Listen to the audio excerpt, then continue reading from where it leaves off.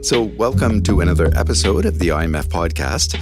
This is also a video podcast, which you can watch on the IMF YouTube channel and Spotify, because Spotify supports video. But this is the audio version for those of you who still listen on the audio platforms. Today we have the great pleasure of sitting down with outgoing IMF Chief Economist Pierre-Olivier Gourinchas, who has been in the role since 2022 and is now heading back to UFC Berkeley to continue his invaluable research with this IMF experience in his back pocket. So, Pierre-Olivier, welcome back to the podcast. Thank you for having me, Bruce. Yeah. And I know this is going to be your last experience as Chief Economist, but I'm hoping that you might consider coming back sometime soon as Professor Gourinchas. I'd be happy to. So I'd like to just sort of dive in here with a question about tariffs, which many economists thought that or predicted that would upend the global economy. And it seems that really hasn't happened, at least to the extent that many thought it would. Do you think we overreacted perhaps to the prospect of tariffs? I wouldn't say that we overreacted. I mean, we at the fund, I think we were in a good place when I look back. We were sort of at the milder end of the downgrades that everyone was doing in 2025, in April of 2025, after the announcement of the set of unilateral tariff imposed by the U.S. on pretty much every country out there. And then the rest of the year, even compared to our own reference forecast as of April 2025, we've been revising up throughout 2025. But there are a number of reasons for that. Things changed. Among the things that changed, I think that the most important one is the tariffs themselves were significantly scaled back down compared to what was announced initially on April 2nd. In the Rose Garden. And so, of course, if you have a smaller tariff shock, then you're not going to have as big of a shock to the global economy.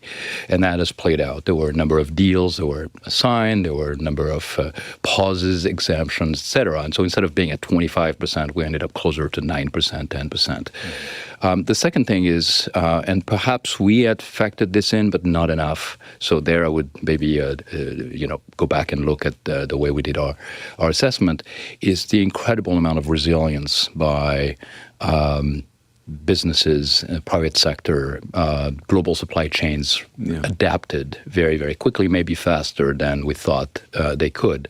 And some of it in anticipation also. So there was a big trade boom ahead of April 2nd. A lot of countries, a lot of businesses were anticipating that tariffs might be coming. And after all, it was kind of telegraphed since the election campaign and since the election of President Trump.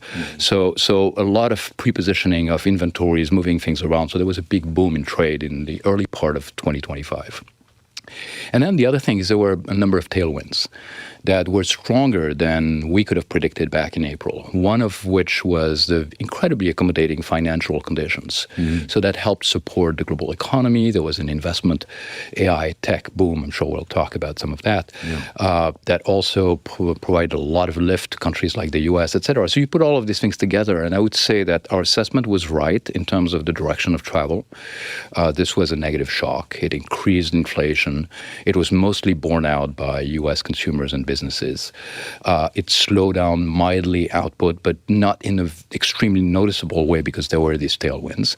And by early 2026, I think this was largely in the rearview mirror. Do you think that there are still things sort of bubbling beneath the surface that we need to worry about?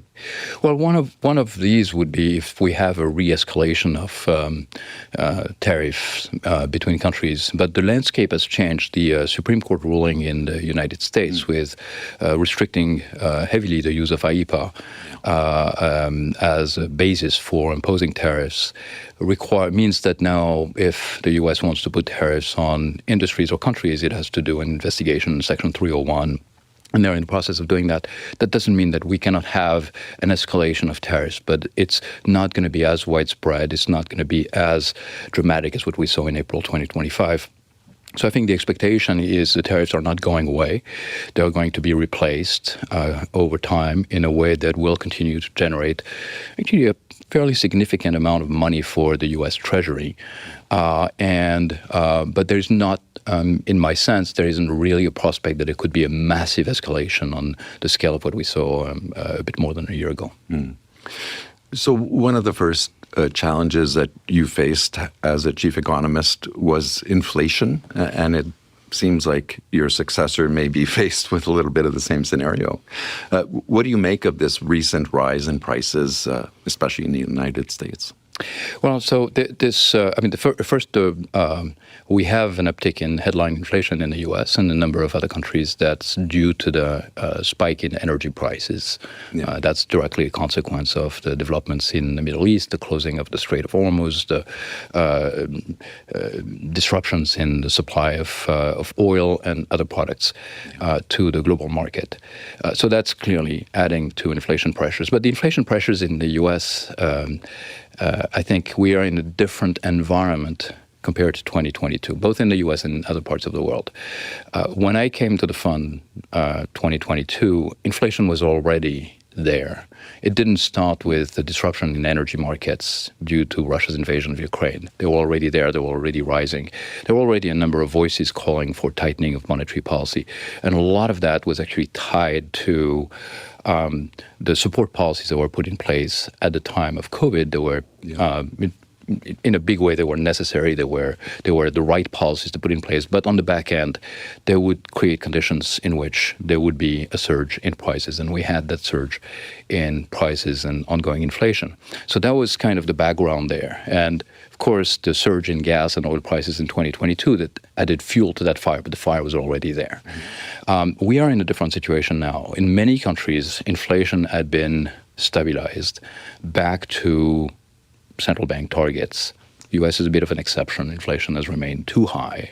It has not been coming down to 2%, which is the Federal Reserve target. It's closer to 3% for a headline. And even when you look at core, one of the measures that the Fed likes to look at is core PCE. That still is not at 2%. So there was kind of an ongoing inflation problem that was there, but not accelerating. In 2022, inflation was accelerating. So we're starting from a different condition. And I think the 2026 shock may be more in the nature of, I want to say, a classic negative supply shock. You get a surge in energy price. That's going to increase the price of energy and everything that uses energy. Whether that translates into persistent inflation requires other things. It requires de-anchoring of inflation expectations. It requires wage price spirals. It requires that maybe the wrong policies are implemented where central banks are not responsive, or even fiscal policy in trying to protect people becomes too expansionary. So it requires a number of things that transform what is just a surge in energy price that eventually is going to be temporary into something that is an ongoing problem. And we are not seeing that just yet. You know, some of the price increases, as you just said there, is about, you know, the conflict in the Middle East, the conflict in Ukraine, and also the escalation of geopolitical tensions in the world. How would you characterize the political landscape today as compared to what it was when you stepped into the job 4 years ago? And what does that mean for a chief economist in a global institution that is trying to provide some guidance to its membership, you know, as to how to navigate through all this stuff? Well, I think this has been a defining feature of my time at the IMF. I mean, it didn't start in 2022. Certainly, geopolitical tensions have always been there to some degree, and one could argue that one of the first tremors was in 2017, 2018, when the U.S. imposed tariffs on China. But certainly, the Russian invasion of Ukraine, the trade war, the conflict in the Middle East, all of these things are, I think, a sign of a world in which geopolitical forces are really shaping the world we live in. So it's really a defining feature. Remember back in 2022, I wrote a piece for Finance and Development where I talked about the tectonic plates of geopolitical forces, that, things could look quiet for quite some time, but then you get a jolt, you get the equivalent of an earthquake, and it ripples far and wide. And I think we've seen a number of these ripples, and we're going to continue to see that. So the world we live in, this shock-prone world, it's a consequence of these geopolitical tensions rising. I mean, not all shocks are the result of geopolitical tensions, but many of the ones we've had in the last 4 years are the consequence of these tensions. And I think that's something that's a reality of the world that we're in. I don't think this is going away anytime soon. And my biggest worry is that some of it might manifest itself in the form of economic conflict. A trade war is a form of economic conflict, but some of these manifest themselves in the form of actual conflict, wars, and that can have much larger impact and consequences on livelihoods and welfare. Yeah, and maybe more specifically, what do you think is the impact of this disengagement between economic powers? In that those geopolitical tensions are driving some disengagement, and I'm thinking mostly about the U.S. and China. What do you think is the impact of that? Well, the background here is really that the world is becoming multipolar. Mm-hmm. We've lived through most of the post-war period. I mean, we had blocks for a while. Of course, there was a Soviet bloc and there was a Western bloc. The Western bloc was unipolar, was dominated by the U.S. Then the period after the collapse of the Soviet Union, the world became truly unipolar. There was Pax Americana, if you want. There was a form of acceptance of the norms and rules and institutions that were developed by the West and were championed by the U.S. But I think since 2000, 2010, and the rise of China as a major economic power in the world, there is the necessity of a rearrangement of how power is shared, how everything is organized. And I think a lot of the earthquakes and tremors, etc., these tectonic plates are related to that reorganization of the global order. And so that's the multipolarity that is emerging. We are witnessing the birth of this multipolarity, and it's painful, and we are seeing conflict of various kinds emerging as a result of that.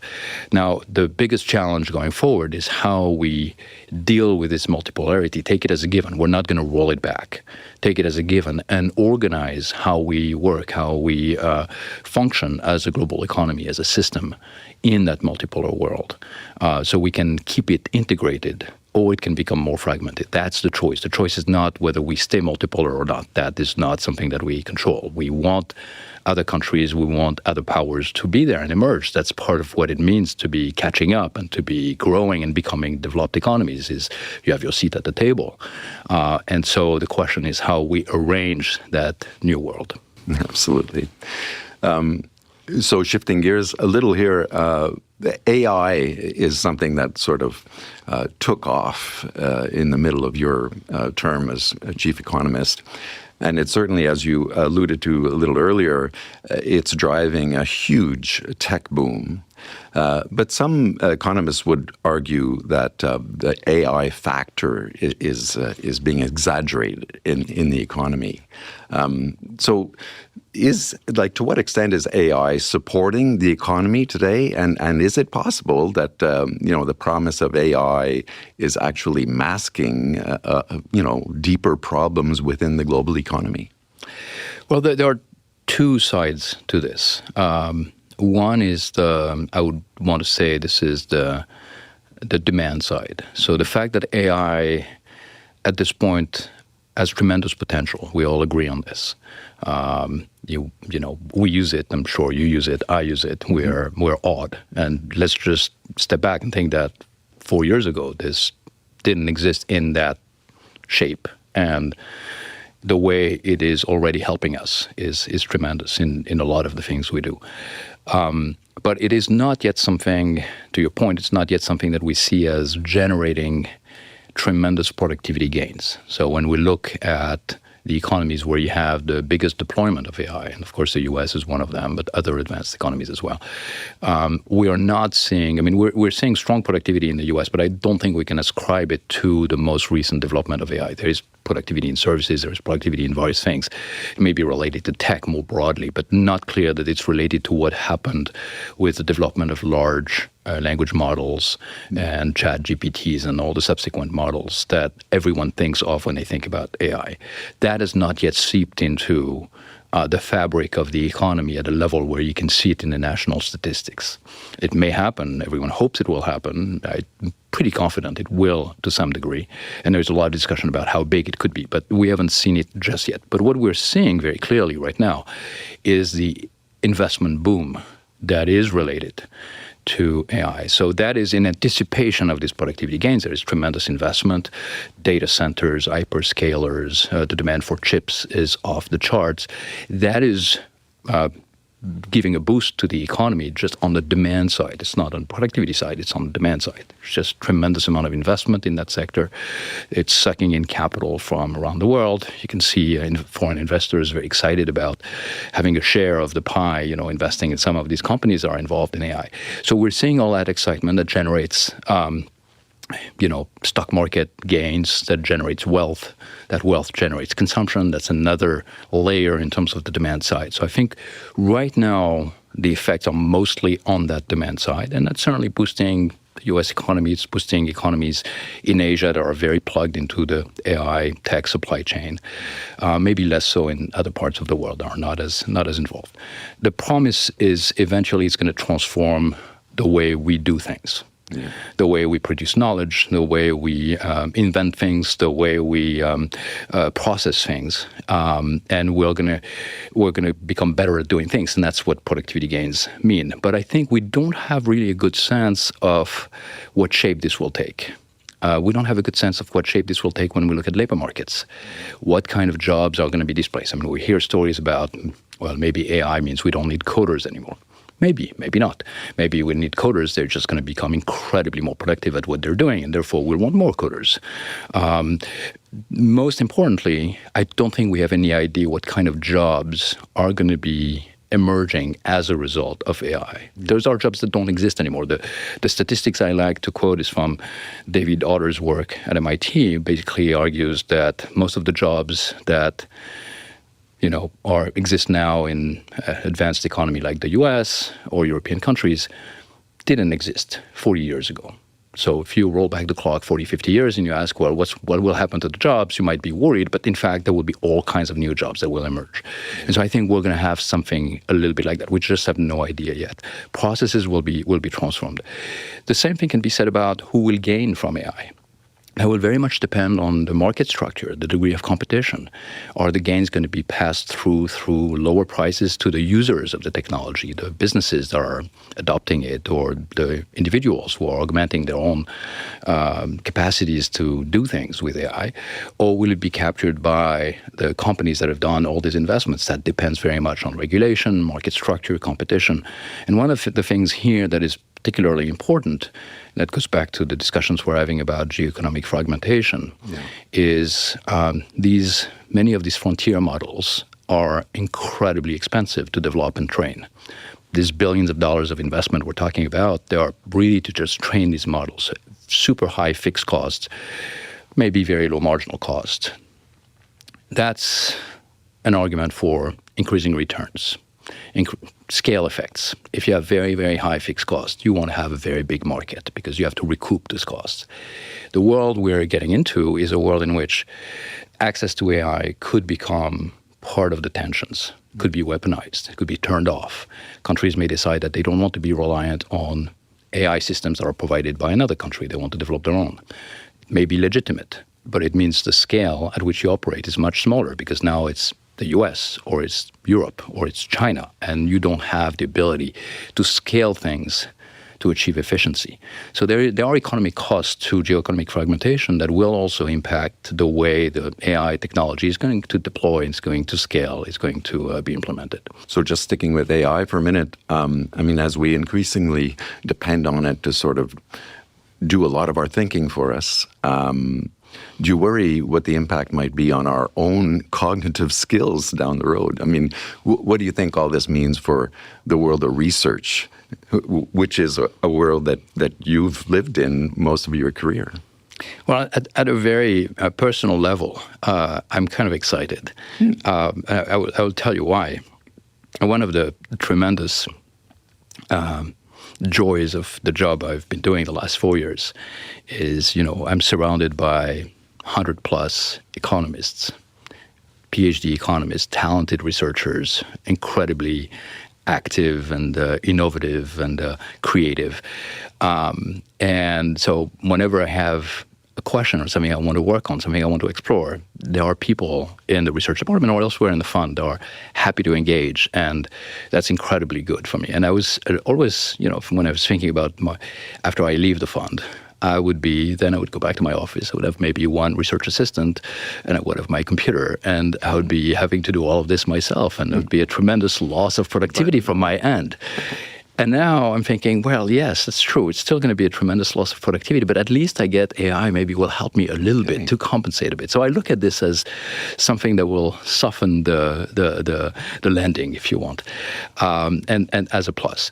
Now, on the cognitive side, I think, one anecdote.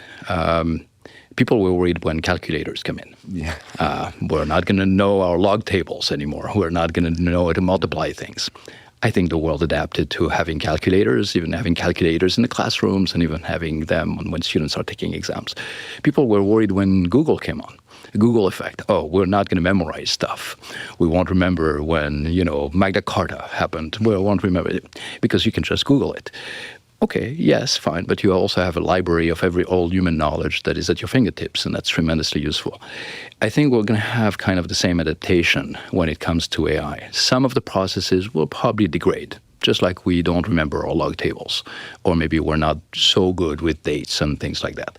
But there are some things that we will still be very, very good at doing, and they will be augmented by AI. I kind of like the way Luis Garicano, for instance, is thinking about these things. He's talking about what he calls messy jobs. A lot of tasks cannot be codified. They cannot be put in an algorithm. Even AI is not going to be very good at doing them. A lot of these things require human interactions. They require kind of the soft touch. And humans are kind of needed for that. So we're going to see a displacement of activities. I'm not saying it's going to be easy. Dislocations, when they happen, are never easy. So I think the sectoral reallocation, the labor market disruptions, these are important things we should not underestimate. There is a tendency sometimes to see the pie growing and thinking, okay, this is great, let's not worry about distributional effects. But what will happen is certainly there will be jobs that are destroyed. There will be livelihoods that are impacted.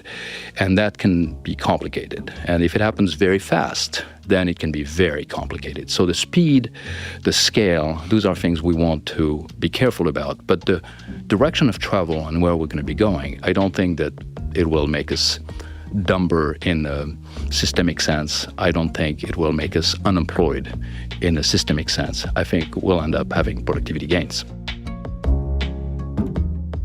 So you've studied many things at a very deep level, but and for a long time, and one of those things is dollar dominance. Given what you've experienced in your role as chief economist here, do you see a day anytime soon where the reserve currency of choice will be something other than the dollar?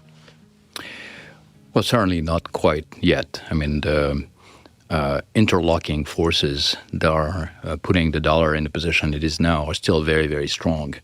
And I don't think they are changing in any meaningful way. I mean, there are small changes, but really nothing that is too worrisome. But if I come back to the question of the multipolar world, I think ultimately that is the key question.